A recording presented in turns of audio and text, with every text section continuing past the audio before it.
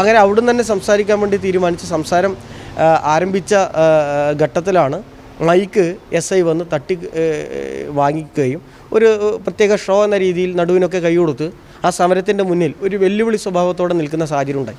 അപ്പോഴൊന്നും നമ്മൾ പ്രതികരിച്ചില്ല. അതിനുശേഷമാണ് ഞാൻ പ്രസംഗം 5 മിനിറ്റ് കൊണ്ട് അവസാനിപ്പിച്ചു.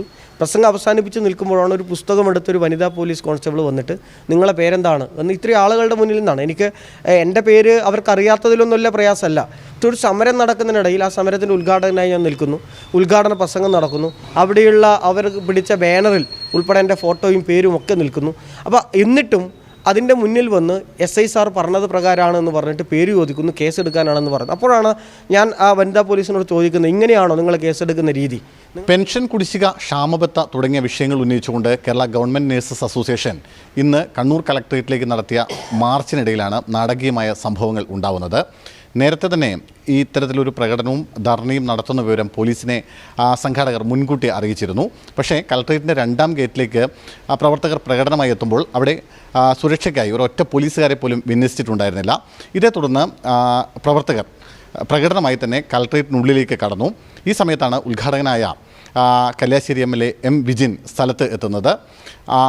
അവിടെ നിന്ന് മാറിപ്പോണമെന്ന് ടൗൺ SI വളരെ പരുഷമായ രീതിയിൽ MLAയോട് ആവശ്യപ്പെടുകയായിരുന്നു. പിന്നീട് MLAയും ഒപ്പം ടൗൺ SIയും തമ്മിൽ ചെറിയ വാക്കേറ്റമുണ്ടാകുന്നു.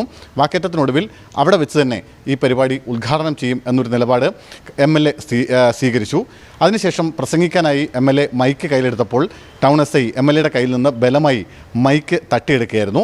അതിനുശേഷമാണ് MLAയും ടൗൺ SIയും തമ്മിൽ അവിടെ വാക്കേറ്റത്തിലേക്ക് കാര്യങ്ങൾ എത്തുന്നത്.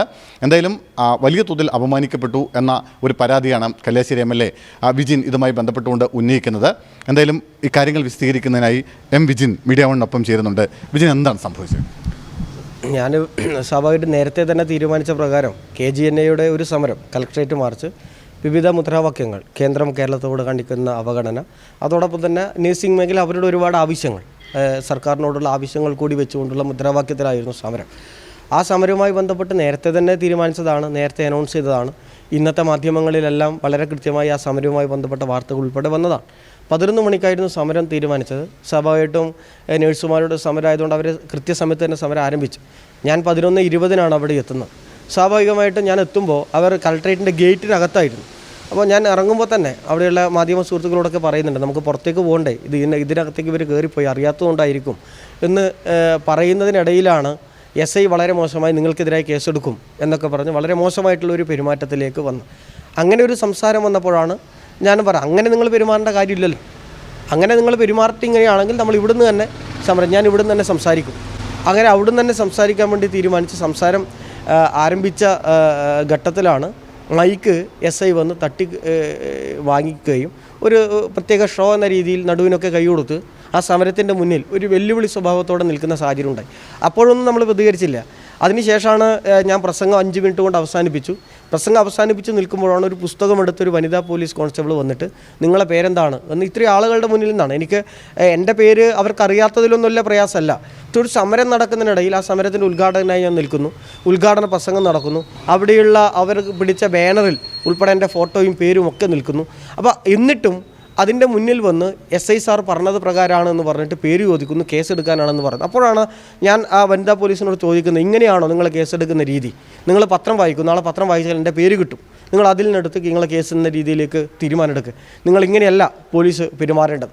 പിന്നെയും SIയുടെ ഭാഗത്ത് നിന്ന് SI കുറച്ച് ദൂരെ നിന്നിട്ടാണ് സംഭാഷണം പറയുന്നത്. അങ്ങനെ ദൂരെ നിന്ന് സംഭാഷണം പറഞ്ഞ് ഇങ്ങനെ വളരെ പ്രകോപനമായ ഒരു ഘട്ടത്തിലാണ് ഒരു വ്യക്തി എന്ന രീതിയിൽ, ഒരു ജനപ്രതി എന്ന നിലയിലല്ല, ഒരു വ്യക്തി എന്ന രീതിയിൽ അങ്ങേയറ്റ അപമാനിതമാകുന്ന ഒരു സാഹചര്യത്തിലാണ് ഞാൻ പ്രതികരിക്കുന്ന ഒരു ഘട്ടമുണ്ട്. അവിടെയാണ് സുരേഷ് ഗോപി സ്റ്റൈൽ. സ്വാഭാവികമായിട്ടും സിനിമയിൽ അതേ സ്റ്റൈലാണ് പുള്ളി സ്വീകരിച്ചുകൊണ്ടിരുന്നത്. വളരെ മോശമായി. കാരണം വളരെ സൗഹാർദ്ദപൂർവ്വം അവസാനിപ്പിക്കാൻ പറ്റുന്ന ഒരു പ്രശ്നമായിരുന്നു. ഉദ്ഘാടകൻ എന്ന രീതിയിൽ ഒരു ജനപ്രതിനിധി ഞാൻ അവിടേക്ക് പോകുമ്പോൾ SIക്ക് സ്വാഭാവികമായിട്ട് പറഞ്ഞാൽ മതി, നമുക്ക് പുറത്തേക്ക് കൊണ്ടുപോകാം, നമുക്ക് നടത്താം. എന്താ, എനിക്കതിലൊരു എതിരുമില്ല. അങ്ങനെ ഉള്ളിൽ കയറി മാത്രം നടത്തുന്ന സമരമാണെന്ന് KGNA തീരുമാനിച്ചിട്ടുമില്ല. ഞാനതിൻ്റെ തീരുമാനിക്കാൻ ആ സമരത്തിൻ്റെ ഭാഗവാക്കായ ഒരാളല്ല, ഉദ്ഘാടകൻ എന്ന രീതിയിൽ മാത്രം പോകുന്നതാണ്. അതുകൊണ്ട് ആർക്കും ഒരു തടസ്സമില്ല. പക്ഷേ SIയുടെ ഈ സമീപനമാണ്, അതിലൊരു വീഴ്ച ഈ SIയുടെ ഭാഗത്ത് നിന്ന് ഉണ്ടായിട്ടുണ്ട്. കാരണം സ്വാഭാവികമായിട്ട് ഇത്തരം ഒരു സമരം കളക്ടറേറ്റിലേക്ക് വരുമ്പോൾ ഗേറ്റിനകത്ത് പോലീസുകാർ നിൽക്കാറുണ്ട്. ഗേറ്റ് അടച്ച് അകത്തേക്ക് പ്രവേശനമില്ല. ഒരു പോലീസുകാരെങ്കിലും അവിടെ ഉണ്ടായിരുന്നെങ്കിൽ ഇവർ അകത്ത് കയറുമായിരുന്നില്ല.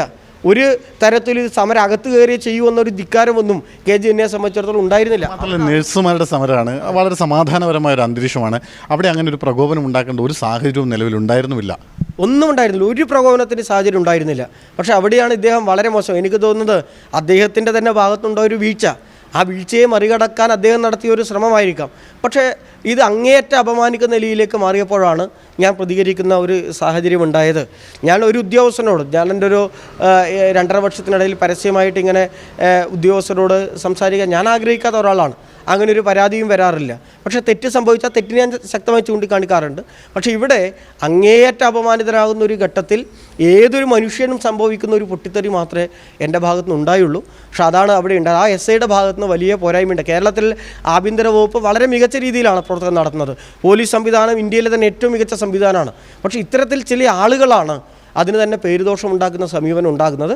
അതുകൊണ്ട് SIയുടെ ഭാഗത്തുനിന്ന് വളരെ വളരെ മോശമായിട്ടുള്ളൊരു സമീപനം, സമാധാനത്തോടു കൂടി ഒരു 15 മിനിറ്റ് കൊണ്ട് അവസാനിപ്പിക്കേണ്ട ഒരു വിഷയത്തെയാണ് ഇത്രയും മോശമായ നിലയിലേക്ക് മാറ്റിയത് എന്ന് തന്നെയാണ് എൻ്റെ അഭിപ്രായം. ഒരു ജനപ്രതിനിധി എന്ന നിലയ്ക്ക് കൂടിയാണ് അപമാനിക്കപ്പെട്ടത്. സ്വാഭാവികമായും പരാതി കൊടുക്കും. സ്വാഭാവികമായിട്ട് അതിനെക്കുറിച്ചുള്ള ആലോചന തന്നെയാണ്. അത്തരത്തിൽ പരാതിയിലേക്ക് തന്നെ പോകേണ്ട ഒരു ആലോചനയിലാണ് നിൽക്കുന്നത്. ഇത്തരം ഒരു ഉദ്യോഗസ്ഥന്മാരുടെ സമീപനം ഒരിക്കലും ഉണ്ടാകരുത്. ഇത് ഇത് ജനപ്രതിനിധിയുടെ മാത്രമല്ല, ഒരു മനുഷ്യനോടും. കേരളത്തിൽ നമുക്കറിയാം ജനമൈത്രി പോലീസൊക്കെ ആരംഭിക്കുന്നത് ആരോടും ഈ നിലയിൽ പെരുമാറരുത് എന്നുള്ളത് കൊണ്ടാണ്.